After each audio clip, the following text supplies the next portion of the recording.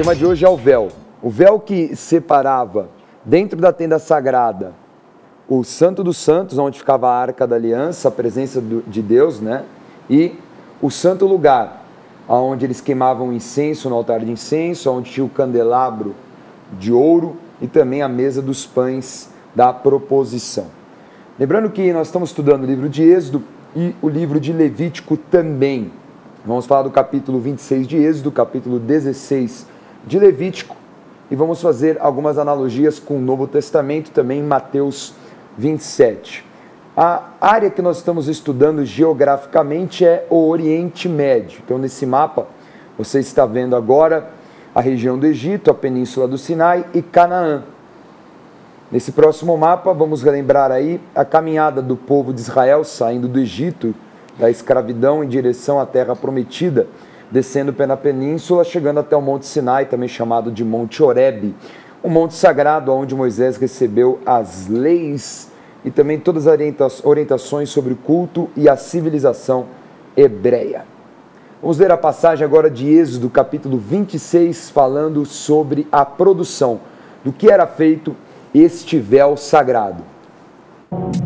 Vamos lá, Êxodo capítulo 26, versículos 31 a 33. Farás também um véu de estofo azul e púrpura e carmesim e linho fino retorcido, com querubins. O farás de obra de artista. Suspendê-lo-ás sobre 4 colunas de madeira de acácia, cobertas de ouro. Os seus colchetes serão de ouro, sobre 4 bases de prata. Pendurarás o véu debaixo dos colchetes e trarás para lá a arca do testemunho, para dentro do véu. O véu vos fará a separação entre o santo lugar e o santo dos santos. Vamos lembrar o santo lugar? Veja nessa imagem que o santo lugar, ele era um espaço retangular, onde você via do lado direito a mesa dos pães da proposição, do lado esquerdo o candelabro dourado de 7 hastes, o altar de incenso em frente a esse véu ao fundo. Então esse véu, ele ficava preso a 4 pilastras que ficavam do lado do Santo dos Santos. Esse véu, ele era feito de fio colorido, né? de fio de linho fino, né? Linho fino colorido. Tinha a estampa de querubins nele. Querubim que é um anjo poderoso. Bispo G, o que é um querubim? Querubim, assim, na hierarquia dos anjos, ele seria o anjo mais próximo do Senhor. E é um anjo poderoso e que até a marca desse poder, dele ser tão poderoso, aquele que é o nosso inimigo, Satanás, ele era um querubim da guarda, e ele achou que poderia ser mais do que Deus e se rebelou, dada a força e o poder. Então, na hierarquia, ele seria o mais alto nível, né, o querubim, depois vem os serafins, arcanjos e anjos. Dá a entender também que o fato do querubim guardar o trono e ser um anjo com referência de guardar, guardião, como por exemplo no Éden, né, que tem os querubins que guardaram o Éden. Então havia um propósito, né, de ter o querubim estampado naquele véu e também de ter querubins na tampa, né, do propiciatório, né, onde ali no meio, nós vamos falar na próxima aula sobre a Arca da Aliança, vinha a presença de Deus. Inclusive não tem assim uma palavra que a gente possa, né? Porque é querube. Ele não tem uma palavra que defina, né? De origem até incerta essa palavra. Mas a ótica do querubim estar ali é porque a santidade de Deus. Então seria assim, o ser mais próximo da presença de Deus, entre aspas, na eternidade. Tanto que assim, né, que é feita na Arca da Aliança, ela também colocada 2 querubins. Era como o esteiro dos seus pés, então a ideia é que os pés de Deus ficariam ali e os querubins ao redor, são os anjos mais próximos de Deus. Vamos ver mais uma imagem para explicar um pouquinho sobre o véu. Então olha como é que o véu ficava ali, né? Na intermediária, ficava entre o santo lugar e o santo dos santos. Então esse véu ele tinha 4,6 metros, né? 4 metros e 60 centímetros por 4 metros e 60, era um véu quadrado, visto que esse lado da parede do tabernáculo ele era quadrado mesmo. E o véu significa, sem dúvida, o acesso à presença de Deus, porque aí você tem a imagem do Santo dos Santos, que é onde ficava a Arca da Aliança. tá bom? Vamos ver agora Êxodo capítulo 34, falando exatamente sobre uma referência de véu, como ele acaba guardando a presença de Deus na vida de um homem. Vamos ver. Vamos lá. Êxodo capítulo 34, versículo 35. Assim, pois, viam os filhos de Israel o rosto de Moisés. Viam que a pele do seu rosto resplandecia. Porém, Moisés cobria de novo o rosto com o véu até entrar a falar com ele. Então é interessante, né, Bispo G, que por trás do véu a glória de Deus, porque fala que o rosto de Moisés ficava glorificado depois de estar na presença de Deus, então ele tinha que usar esse véu. E o véu, a ótica é essa mesmo, é de cobrir, é de fechar, né? Tanto que a palavra Apocalipse nada mais é do que a revelação. E o que é a revelação? É tirar o véu, é trazer aquilo que está encoberto. Então é trazer a revelação. Então o véu é aquilo que cobre, que torna encoberto. Agora, quem poderia acessar, né, por esse véu? Quem tinha acesso a esse véu? Vamos ler Levítico 16. Vamos lá, Levítico capítulo 16, versículos 1 e 2. Falou o Senhor a Moisés, depois que morreram os 2 filhos de Arão, tendo chegado aqueles diante do Senhor. Então disse o Senhor a Moisés, dize a Arão, teu irmão, que não entre no santuário em todo o tempo, para dentro do véu, diante do propiciatório, que está sobre a arca, para que não morra, porque aparecerei na nuvem sobre o propiciatório. O que é o propiciatório, Bispo G, que está falando aqui nessa passagem? O propiciatório seria o local onde o sumo sacerdote faria propiciação pelos pecados. Quer dizer, a ótica da propiciação é tornar favorável. Então ali era feita a oferta, a consagração para que houvesse o favor de Deus, entre aspas, né? Mais ou menos uma ótica dessa. Então ali era feita a propiciação.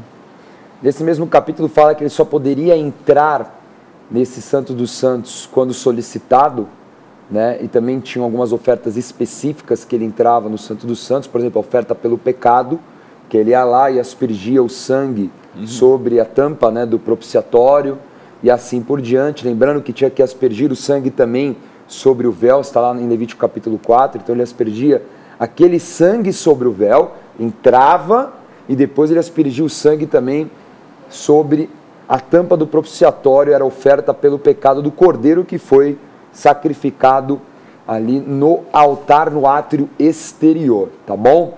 Agora é interessante isso, porque fala aqui do comparativo sobre Nadab e Abiú, porque eles trouxeram fogo estranho, então eles queimaram incenso onde não era devido queimar, porque só poderia queimar incenso em lugar sagrado. Nós falamos na última aula sobre essa rebelião, aliás, penúltima aula, né, na aula retrasada, nós falamos sobre essa rebelião de queimar incenso. Então o incenso só poderia ser queimado em lugar sagrado, como no santo lugar, no altar de incenso, e também quando Arão entrava, ou o sumo sacerdote, entrava pelo véu no Santo dos Santos, ele tinha que também queimar incenso. Era uma determinação de Deus para que ele não morresse. Curioso, Bispo G, será que não é porque também aquela fumaça acabava também tomando todo aquele ambiente? Sem dúvida, né? A gente sabe que aquela fumaça depois, o incenciário tomava o ambiente. Mas é interessante que o valor da santidade de Deus, ela era tão, assim, levado a sério e tão importante nesse momento anterior à manifestação plena da graça, que a gente percebe que eles tinham que, inclusive, no dia que ele entrava lá, ele ia com o pé amarrado. Então o sumo sacerdote ele tinha que ir com o pé amarrado, com uma corda, porque se ele morresse ou tivesse qualquer tipo de problema, ninguém poderia entrar lá. Então eles teriam que puxá-lo com a corda, porque ali era um local que somente ele, em determinados momentos específicos, podiam entrar no lugar santíssimo, né, ou Santo dos Santos. Na época do templo de Herodes, né, nós estamos falando agora do Novo Testamento, Bispo G, uma pergunta. Porque havia o templo, era um templo que foi construído muito depois, né, do que nós estamos aqui estudando. Então, imagina, teve o Templo de Salomão, o Templo de Salomão foi completamente destruído. Teve o domínio do Império Grego, depois o Império Romano, que nós chamamos de período entre os dois testamentos, interbíblico, né, ou silêncio profético. E nesse período, no final desse período de silêncio profético, Herodes, que foi um rei muito importante, ele construiu esse templo para agradar os judeus. Não é? Então ele construiu o templo e ali eles tinham também esse mesmo culto, eles procuravam ter esse mesmo ofício, ainda que muito, como diria, não só prostituir, corrompido, né? Corrompido, ainda que era bem corrompido. Será que eles ainda tinham esses hábitos de entrar com essa cordinha, porque também, será que a presença de Deus estava lá? Então, assim, a presença de Deus, eu acho que sim. Mas eu acho que a habilitação deles já não existia mais, né? A gente percebe que a presença de Deus estaria ali pela atitude de Jesus quando ele limpa o templo. Então, Jesus, ele chega com muito zelo. Ele chega lá, faz um azorrague de corda, e ele fala, por que vocês fazem da casa de meu pai um lugar, um antro, né, de mercadores, assim? E ali ele é muito incisivo. Quer dizer, o zelo de Jesus Cristo pela casa do Senhor demonstrava que a glória de Deus ainda se manifestava. Agora, não na condição que deveria se manifestar por causa da contaminação que havia no sacerdócio, que havia se corrompido, e também por causa do legalismo que os fariseus, os saduceus e outros tinham, né? Porque teve todo um processo de esvaziamento daquilo que era essa santidade. Aí ela se tornou uma lei e não mais um sentimento verdadeiro. Eu pergunto por causa de 2 pontos, né? Primeiro que a Arca da Aliança já não estava nesse templo de Herodes, né? Ela desapareceu, né? Depois da destruição babilônica e tudo mais. Então ninguém sabe o paradeiro. Indiana Jones tentou achar, mas não encontrou, né? Mas ninguém sabe. Agora nós vemos, então, havia o véu no templo, como costume, mas não tinha atrás do véu a Arca da Aliança. Mesmo assim, eles tinham o hábito de ir nesse santo lugar, como se fosse, desse Santo dos Santos, como se fosse na época que tinha a Arca da Aliança, ou no Templo de Salomão, ou no Tabernáculo. Isso, da mesma forma, tinha um propiciatório, tudo, só não havia a Arca da Aliança, Arca mas da os Aliança. demais permaneciam. Agora nós vemos, por exemplo, que sumos sacerdotes como Anás, Caifás, eles mandaram Jesus para a cruz. Então, o quanto era realmente santo e o quanto era um legalismo também, né? Não havia a santidade como era anteriormente. Bom, né? eles receberam um recado muito sério de Jesus, né? Porque quando o Pilatos está lá desafiando Jesus, fala um monte, né, para Jesus, posso te matar? Aí ele só fala assim, mais pecado tem quem me entregou a você. Ixi. Então, você não está isento de pecado não, viu? Você vai dar conta ao meu Pai que está nos céus. Era mais ou menos isso que ele estava falando. Mas ele fala assim, mais pecado tem quem me entregou a você. Quem que eram? Anás e Caifás. Foram eles que entregaram nas mãos dos romanos a Jesus. Até porque Pilatos era ignorante também, comparado a, por exemplo, Anás e Caifás, que conheciam a palavra, né? Claro. Vamos ler Mateus 27, já que entramos no Novo Testamento a respeito do véu, para trazer a lembrança que esse véu, um dia, ele se rasgou. Vamos ler. Vamos lá, Mateus capítulo 27, versículos 50 a 53. E Jesus, clamando outra vez com grande voz, entregou o Espírito. Eis que o véu do santuário se rasgou em 2 partes, de alto a baixo, tremeu a terra. Fenderam-se as rochas, abriram-se os sepulcros, e muitos corpos de santos que dormiam ressuscitaram. E saindo dos sepulcros, depois da ressurreição de Jesus, entraram na cidade santa e apareceram a muitos. Então, quando Jesus entregou o Espírito, né? Ele falou, está consumado, né? Rendeu o Espírito ali. Então, ela fala que instantaneamente o véu se rasgou, né? Desde o alto até abaixo. Rasgou. Então, imagine o susto que esses sacerdotes tiveram na hora, né? Porque teve terremoto, até muitos ali falaram, realmente esse homem, né? Tanto romanos como pessoas que estavam ali na frente da cruz falaram, realmente esse homem era um cara, né, diferente. Esse cara, realmente ele era o Filho de Deus. Agora a pergunta, Bispo G, é claro que ali havia um símbolo profético, que nós vamos falar daqui a pouquinho, de nós termos agora o acesso ao Pai através de Jesus Cristo. Agora aqui menciona nesse texto que os sepulcros se abriram e que corpos de santos que dormiam ressuscitaram. e que as pessoas os viam andando ali. Como é que foi esse negócio? Porque a manifestação que houve ali, ela já era um símbolo do que iria acontecer, porque Jesus, ele iria ressuscitar ao terceiro dia. Então, o poder da ressurreição já era um sinal para que aqueles que estavam, por exemplo, como os apóstolos, os discípulos, que se afastaram com medo, eles se lembrassem que Jesus falou que ao terceiro dia ressuscitaria.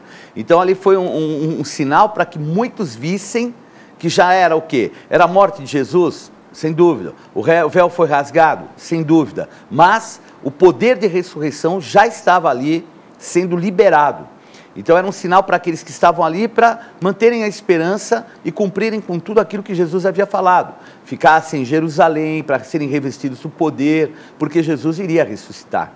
O livro de Hebreus, no capítulo 6, fala que Jesus é o sumo sacerdote eterno, ou seja, antes da fundação do mundo, ele já tinha essa função sacerdotal, ele foi crucificado e tudo mais, então nós vemos que ele teve esse acesso, né, ao Pai, deu esse acesso ao homem já na fundação do mundo, porque ele foi crucificado na fundação do mundo. Então depois de crucificado, aquele véu fisicamente se rasgou, mas explicava exatamente aquilo que era uma verdade espiritual que passou a ser a partir daquele ato aqui na terra, em que o homem agora, em nome de Jesus, cheio do Espírito Santo, tem acesso ao Pai.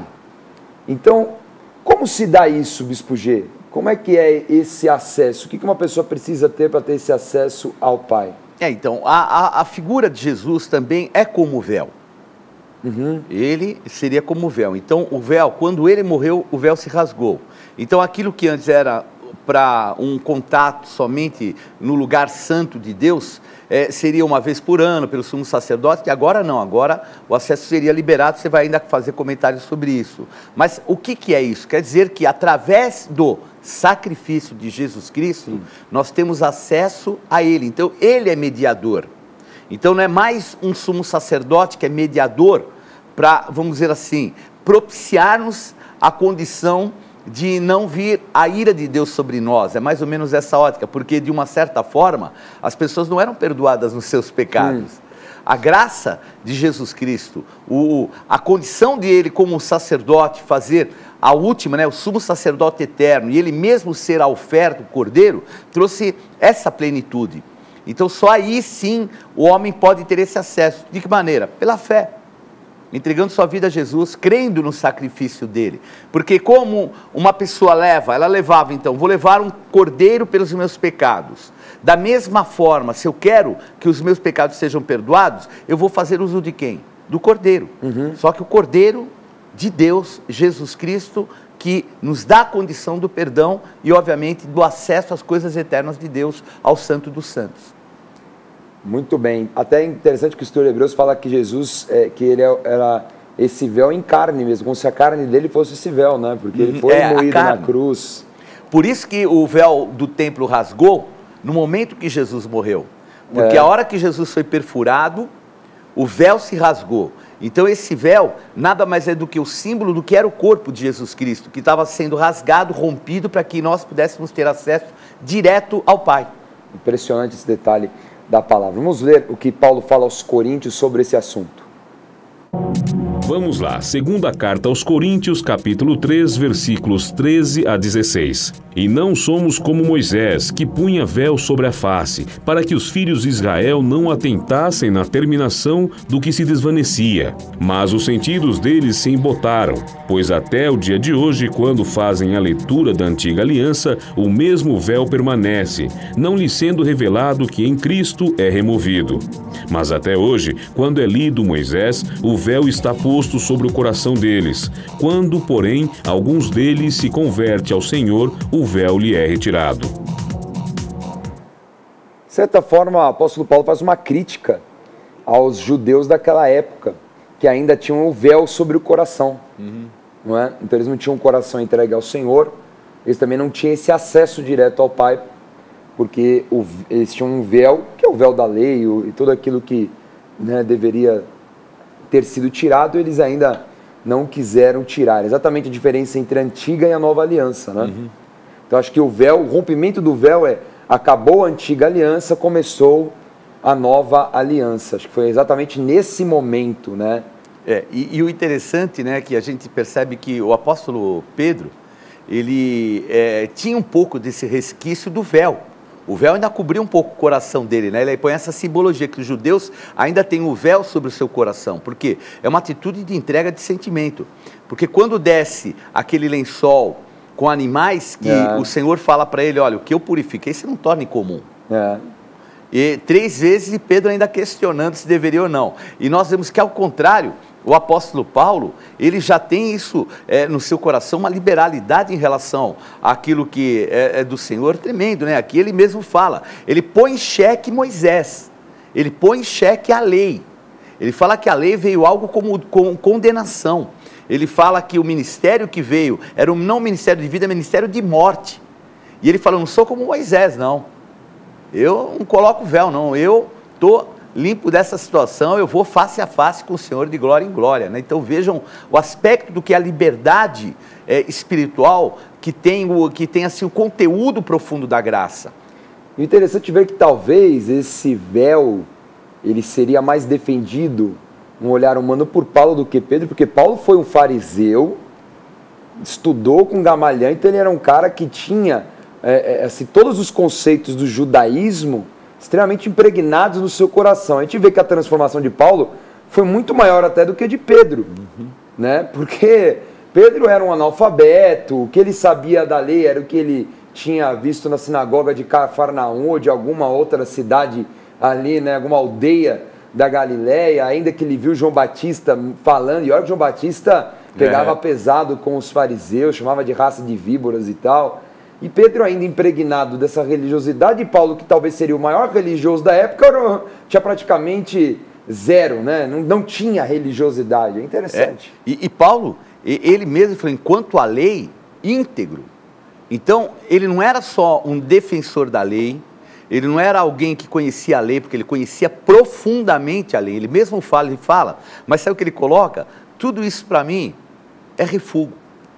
E o termo refúgio é termo esterco. Diante da glória, aí é que entra a glória, se manifesta na minha vida. Então, por quê? A glória de Deus se manifestava atrás do véu. Então, ali onde via um incensário, a nuvem de glória, era todo... E ele não. E aí, inclusive, nessa passagem que nós acabamos de ver, que fala sobre, eu não sou como Moisés, que põe o véu sobre o rosto, ele está falando isso. Ele falando, não, a glória de Deus se manifesta na minha vida. Eu ando de glória em glória, tudo isso que eu tinha, é tudo porcaria perante aquilo que é o manifestar da glória. E ele fala, eu vejo, dia a dia, eu me olho no espelho, eu vejo a glória de Deus. Porque ele fala que Moisés escondia o rosto com aquele véu, porque aquela glória, né, que era a aparência brilhante que ele tinha, quando ele viu a glória de Deus, ele ficou brilhando. Ia desaparecer. E aí as pessoas iam falar assim, puxa, ó, a glória de Moisés foi embora, né? E cabode, foi embora a glória. Mas a realidade é que ele estava ali pondo em xeque, de uma maneira muito inteligente, aquilo que ele conhecia profundamente. E ele sabia que era vão, que era à toa, querer cumprir toda a lei, mesmo cumprindo, sendo íntegro. Porque existia algo muito maior, que era o amor à obra do Senhor.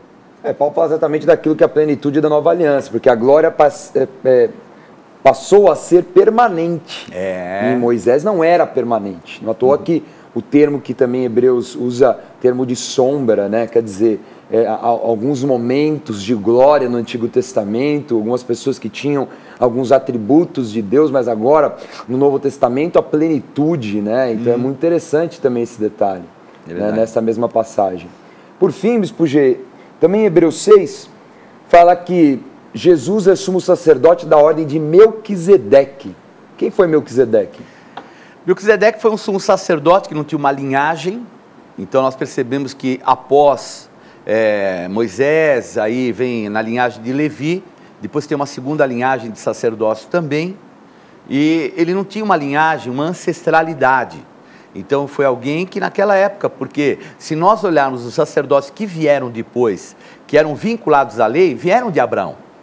Mas no momento, Abraão tinha que entregar o seu dízimo a um sumo sacerdote. E ali é que se manifesta esse que não tinha uma linhagem, vamos dizer assim, oficial. E Jesus ele não tem uma linhagem sacerdotal. Ele tem a linhagem de Judá. Então ele não tem uma linhagem, e por isso que ele coloca essa semelhança de alguém que não tinha uma linhagem, vamos dizer assim, histórica. Era algo diferenciado que Deus tinha preparado. Muito bem. Então essa foi a aula sobre o véu. Hoje, antes de nós irmos para a revisão, quero te dar a dica Gospel Bay, que é a Bíblia Apostólica. Esta Bíblia é tremenda, vai ajudar a você entender mais a palavra de Deus, tem que fazer parte da sua coleção. Esta Bíblia tem 40 estudos, 40 ministrações de oferta, 40 perfis de personagens, dicionário apostólico, mais de 5.000 notas de referência, aquelas notas de rodapé. Essa Bíblia aqui, eu te falo, ela é sensacional, tabela histórica de referência, mapa, tudo para você aprender mais sobre a palavra, ter mais entendimento, ajudar os teus estudos, a preparação da tua pregação e assim por diante. Você acabou de ter um encontro com Jesus, então você precisa ter esta Bíblia para ajudar na tua fé, tá bom? Então você pode adquirir pelo nosso site gospelbay.com.br. É a nossa loja virtual, você compra com toda a comodidade, segurança, pode pagar parcelado, você escolhe a melhor forma, você vai receber na tua casa e vai se alegrar com um produto incrível. Gospel Bay é a loja virtual da Rede Gospel de televisão. gospelbay.com.br. Sua compra com segurança e entrega pontual. Os melhores preços com pagamento facilitado em todos os cartões. E ainda a fácil navegação pela sua loja cristã virtual você só encontra no gospelbay.com.br. Vamos agora para a revisão da aula sobre o véu. Hoje estudamos sobre o véu sagrado que separa o santo lugar do Santo dos Santos, dentro da tenda sagrada. Uma cortina quadrada de 4,70 metros de cada lado, de linho fino colorido com estampas de querubins. Além do véu, estava a glória de Deus, somente acessível para o sumo sacerdote, que entrava santo para queimar incenso e ouvir as respostas de Deus. Jesus, o sumo sacerdote eterno, rasgou o véu em seu sacrifício e deu acesso ao homem e ao Pai, em seu nome. Tome nota agora da agenda do programa Escola de Profetas. Não perca a oportunidade de se aperfeiçoar mais no conhecimento da Palavra de Deus e desenvolver seu ministério. Participe dos cursos do Centro de Estudos Apostólico. Para mais informações, acesse ceaapostólico.com.br ou entre em contato pelo telefone 11 3203 0641.